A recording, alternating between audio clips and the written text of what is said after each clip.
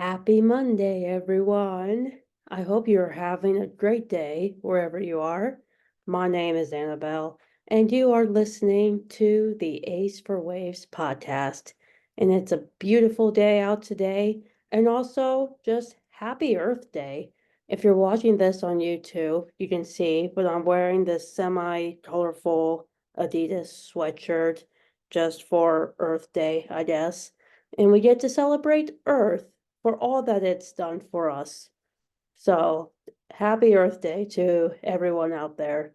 I do apologize for being gone. It's been a busy couple of weeks, the past few weeks, but we're back and we're back with fire and we're back with energy. I'm going to try to put out new episodes more consistently. However, finals week for school is approaching, so I have been kind of reserving my energy and my focus on that. On the day of recording this, there should be another main episode coming out on Wednesday and maybe one on Friday. I do have a few life advice segments that will be released on Saturday that I could kind of plan ahead of time, but enough about that. Let's talk about the topic at hand for today. So, I was thinking about content for future episodes and how I can slowly kind of grow apart from just one sport topic, which got me thinking, do people know what sports are? I've talked about golf on the podcast before. I've talked about basketball. I think I might have briefly talked about baseball or something like that.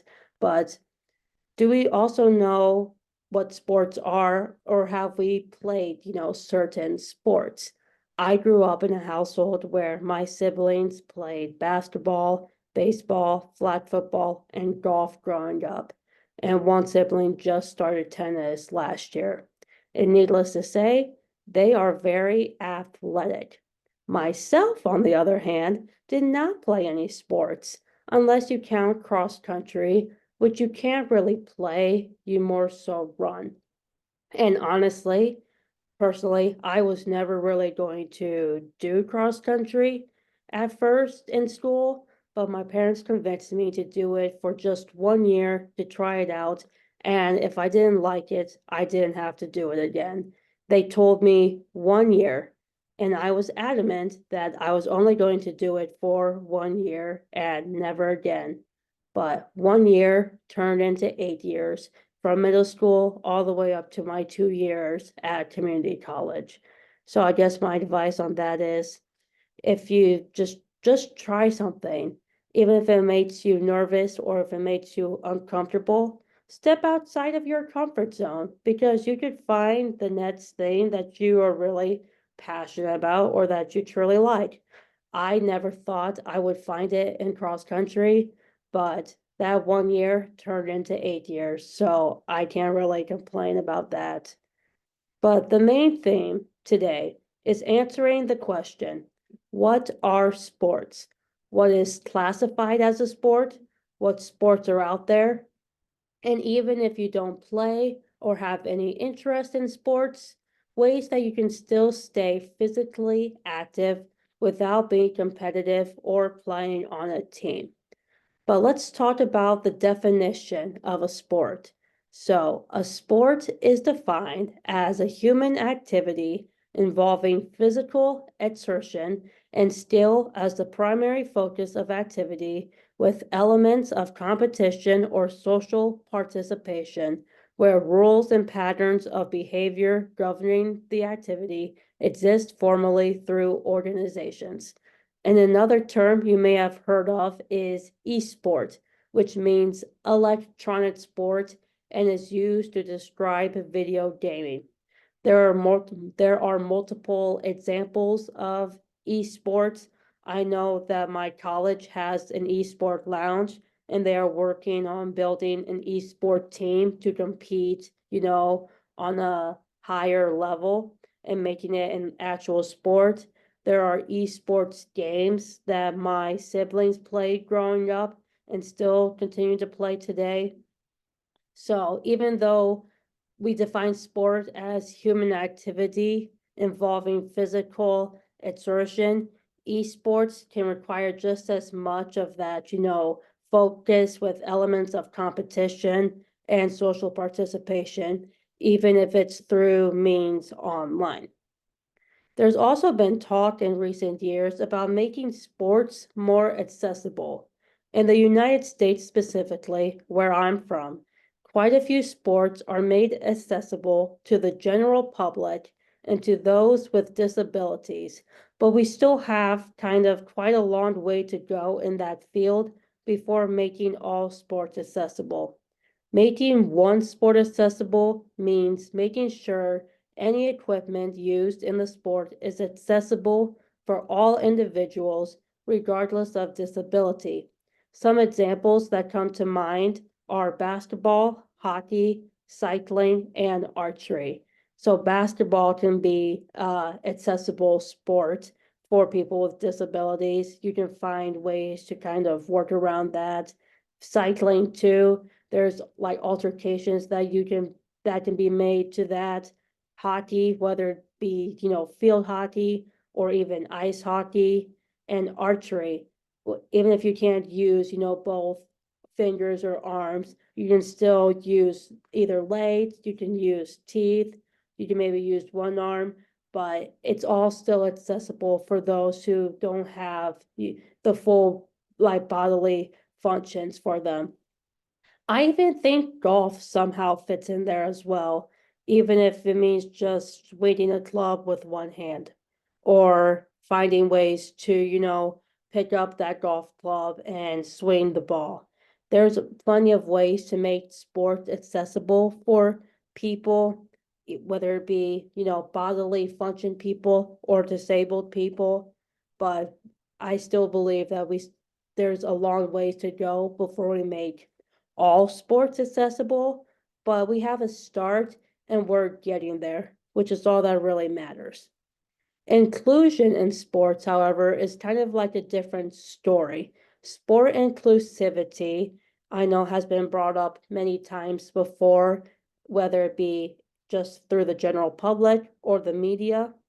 And inclusion in sports means that everyone, regardless of race, gender, culture, religion, age, sexual orientation, or ability, is given the opportunity to participate.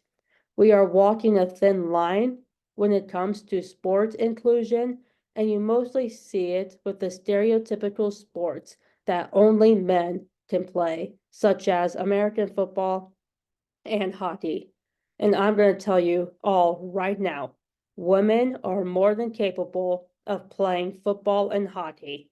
It doesn't have to be a purely dominated men's sport. We are seeing more examples of inclusion, such as the WNBA gaining new fans and viewership due to young talent headed that way. Golf is slowly becoming more of an inclusive sport, and you hear the media not just talking about the PGA Tour, but the LPGA Tour as well. And here, make no mistake here, the PGA Tour is filled with some outstanding players. What Scotty Scheffler has been doing the past month or so is absolutely wild, and he 100% deserves his respect and his flowers.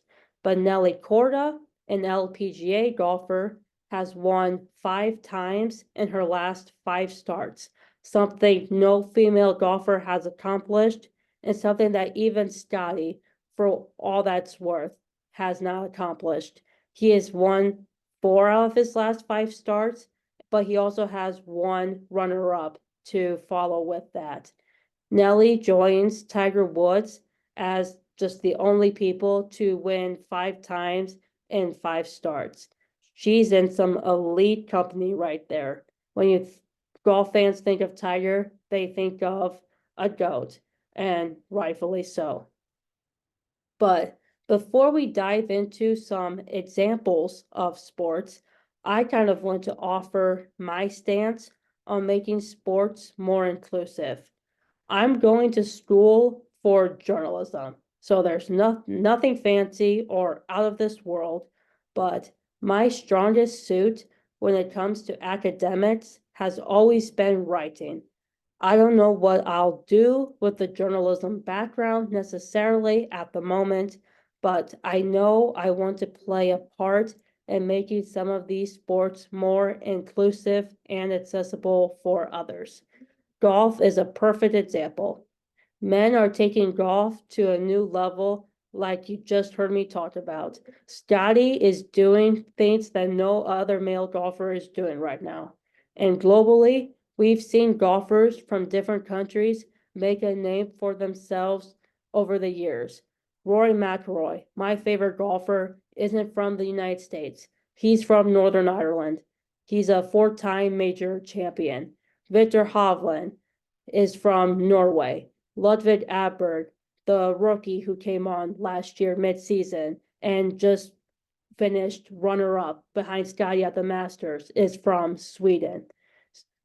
Lots of there's young talent, there's some old talent, there's talent that's been around the scene for more than a decade, but they come from across the world.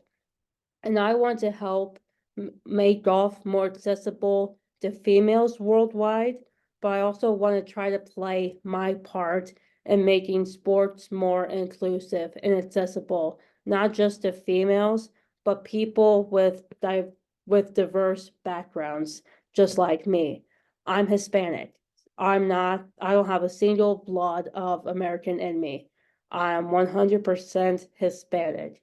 I'm from Central America, come from Central America. So if I can kind of have a say and play a role in making sports more accessible and inclusive in that region, I'll be fulfilled and I'll feel like I did a great job in helping Central America gain and understand more of what sports are. There are a lot of sports out there, and I'm not going to name all of them for the sake of time, but I will discuss a few sports that are popular over the world. So let's start with soccer. Soccer is regarded as one of the most beloved spectator sports and has a fan base of 3.5 billion people. In Europe, they refer to soccer as football, but in the United States, we say soccer. Soccer is a game played by two teams of 11 players with a round ball that may not be touched with the hands or arms during play, except by the goalkeepers who are guarding the net the ball is kicked into. The object of the game is to score goals by kicking the ball into the opponent's goal. Famous soccer players that you may have heard of include Lionel Messi, Cristiano Ronaldo, Kylian Mbappe, Alex Morgan, and Megan Rapinoe. Tennis. Tennis is widely regarded as the most popular individual sport globally, with an estimated 1 billion fans. And it is a game where two or four players strike a ball with rackets over a net stretched across a court. The form is played with a felt-covered hollow ball on a grass, clay, or artificial surface. Some famous tennis players are Serena Williams, Coco Gauff, Rafael Nadal, and Roger Federer. And this is a sport in which I can say confidently that I have never played before. So I have no idea the versatility and agility you need to be able to compete at a high level, but I have a ton of respect for tennis players. And like I mentioned before, one of my siblings just got into tennis last year. I've been to a few tennis matches, and it requires quite a bit of speed and agility. You need to be able to use your arms as you move the ball over, but you also have to be able to use your legs and kind of dart because you never know which way the ball is coming into. I don't think I would be great at tennis because my hand-eye coordination, quite frankly, sucks. And that is a true fact. And I can confidently say that because I know it's true. But, and I'm being honest when I say that, my hand-eye coordination truly is terrible. I can't even draw a straight line with a ruler. So that should tell you something there. But I like the idea and the concept of tennis, don't get me wrong. I'm not hating on it. I'm just saying that if someone was playing tennis against me, they would win within minutes. But baseball. Baseball has an estimated fan base of 500 million people, and the history of this sport dates back to the mid 1800s. You might have heard of teams such as the Chicago Cubs, Milwaukee Brewers, Los Angeles Dodgers, New York Mets, New York Yankees, etc. Those are all MLB teams, MLB standing for Major League Baseball. Baseball is a ball game played by two teams of 9 on a field with a diamond-shaped circuit of 4 bases. Positions in baseball include a pitcher, catcher, first base, second base, shortstop, third base, left field, center field, and right field. Both of my siblings played baseball growing up. They actually started at T-ball when they were 4 and continued to play in high school, played on like a travel team. So I would spend most of my spring and summer going to baseball tournaments to watch them. And the more I went and the more I watched them play, the more that my understanding of baseball kind of grew and I could develop a better respect for that sport. I've watched a few baseball games on TV. My siblings and I all have very different MLB teams. One is a Milwaukee Brewers fan, one's a Minnesota Twins fan. I'm a Chicago Cubs fan. We have a there's some of us are Kansas City Royals fans as well. So it's a diverse range of teams. I think my siblings I think they play, quite frankly, almost every single position in baseball. One sibling, I think, played every single position. My younger brother was mostly in like second base, shortstop, and would pitch occasionally. I think he would also sometimes maybe be in the outfield in left field, but he definitely stuck to the positions that he was best at. My youngest sibling, however, was just moved everywhere, but he did a good job of it too. And baseball is mostly regarded as a men's sport. There is the female version of baseball, which is known as softball, and it's the same concept as what baseball is. I think softball, the women have just a bigger ball, and the distance between, outfield and just the field in general is a little bit shorter, but you still have a pitcher, catcher, all the positions that you need in baseball, and you're still able to play it just like you are able to play baseball. So there is a female version of it, and it's called softball. I've never played baseball. I've never played softball. The most I've gotten is just by sitting behind the plate, catching balls for my brothers who have practiced pitching, or I would be like the batter and trying to hit their balls, and they could just practice scooping up and throwing to different positions. Was I a great batter? That's up for debate. My siblings would probably tell you not. I think I was half decent. But moving aside from baseball, last sport, volleyball. Volleyball has a fan base of 900 million people. The sport can be played indoors or outdoors and is popular across the world. It is a game for two teams, usually of 6 players, in which a large ball is hit by the hand over a high net. The aim is to score points by making the ball reach the ground on the opponent's side of the court. And once again, I've never played the sport, so I don't have a great understanding of the game, but it is very much a team effort. The most volleyball I've ever played was in PE, physical education, and I mentioned my hand-eye coordination sucks. With tennis, the same applies for volleyball. I did get the ball over the net a few times, but I certainly wasn't good at it. We'll put it at like that. I know I also said I was going to talk about some of the ways that we can stay physically, active without having to compete in a sport per se. One of the ways that I like to stay active is by just like the sport that I did for 8 years, cross country. Cross country is considered a sport, but all it is running. Go, you can run without having to, compete on a team or even going for a walk. I'm one I'm a bit of a hypocrite to say this because I haven't been doing as much running as I would like to, but running is definitely a good way that I like to kind of try and stay in shape. And it doesn't matter how fast or how slow you go.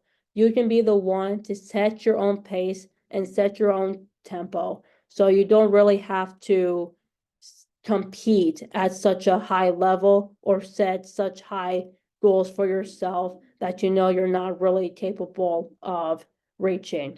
When I go on runs, I like to try to calculate how long I'm going to go for or the distance. And it kind of varies. Sometimes I know exactly how long I want to go out and run for, so I already have that time frame in mind. Other times I'm just going out there and I'm pushing myself to see how far and how long I can go. Cross country, the distance for females is 3.1 miles, which is equivalent to 5 kilometers or a 5K. My runs have kind of slowly, dwindled from that 5K distance.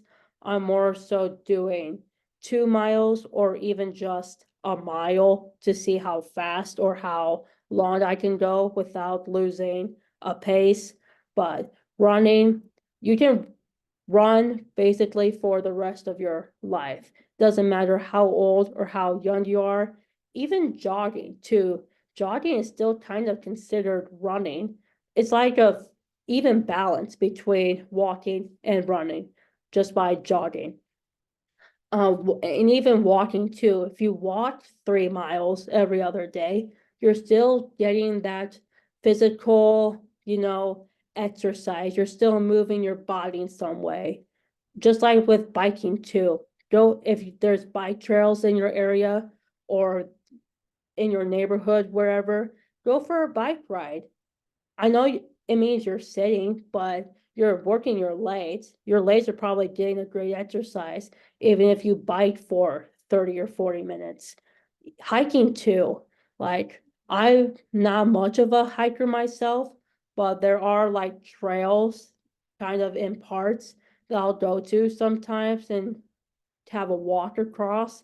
But those trails are very uneven. So you kind of have to work on coordination and balance and really make sure you know where you're going. But there can be hills up there. It does, heights don't have to be necessarily flat, like some of the running distances or running uh areas are. Weightlifting too. I discovered that I really liked weightlifting in high school, and it kind of started once again with the cross country stuff. Weightlifting for me, I it felt like in my high school days, just a great way to relieve stress and release some of that, pent up anxiety in me, where I could just let loose and nobody would really know it. And again, I could kind of set the pace for how long I was doing it, how much I was pushing myself, and setting personal goals for myself too. I haven't been doing the best job of weightlifting in my college years. That's something I want to actively improve on and work on. But I know how good I feel after a great workout routine, and it can honestly be almost anything. I know there's a lot of equipment made accessible in weight rooms. There's, bench pressing, there's squats, there's a variety of weights. And again, choose what you're comfortable with and then work from there. I mostly did legs in high school because my sport was cross country, and that's a sport where you use your legs the most. But we still had arm workouts and arm routines to do occasionally. I like doing squats the most. Squats are still probably one of my favorite forms of weightlifting when I get to have either dumbbells or a bar and just squatting to see how long and how much I can do. Bicep curls and stuff is one of my favorite arm exercises. I'm not really a big fan of shoulder exercises because I feel like when it comes to body weight, I'm very uncoordinated and unbalanced in the shoulders. But again, you can improve that muscle area in there as well. And with that, guys, I think we're going to conclude this episode for today. Thank you all so much for listening to me talk about sports in general. I know we kind of took on a new format with the main episode today, but it's something that I had planned for a while and wanted to record. I just didn't have the time to film and put it out, but here we are. So, I can kind of tease some of the upcoming content for the week too. I know this is coming out on Monday. Wednesday, I have another main episode written. I just have to finish, laying out all the content for that. But we are going to take kind of a more deeper approach and focus more on some, I wouldn't say some darker stuff, but it's not as lighthearted as some of the other things that we've talked about. We'll put it that way. Friday, I want to try to put out another main episode again to kind of catch up, but I don't know what the theme will be yet. I'll have to think about that. Obviously, Saturday, I do have some life advice segments that I plan to put out there, which I think will be fun. And we're it's almost the end of April. We are almost in May, which is crazy. It feels like it honestly feels like we were just in January. And I'm not kidding. It feels like last month was January. And now here we are, almost at the end of April. May is slowly approaching. We're in spring. And soon enough, it will be summer and fall all over again. But for now, thank you all again for listening on the podcast. If you're watching this on YouTube, thanks for just watching me talk about sports for however long I did. And I will catch you guys on Wednesday. You are listening to the Ace for Waves podcast with your host, Annabelle, and I'll see you guys real soon.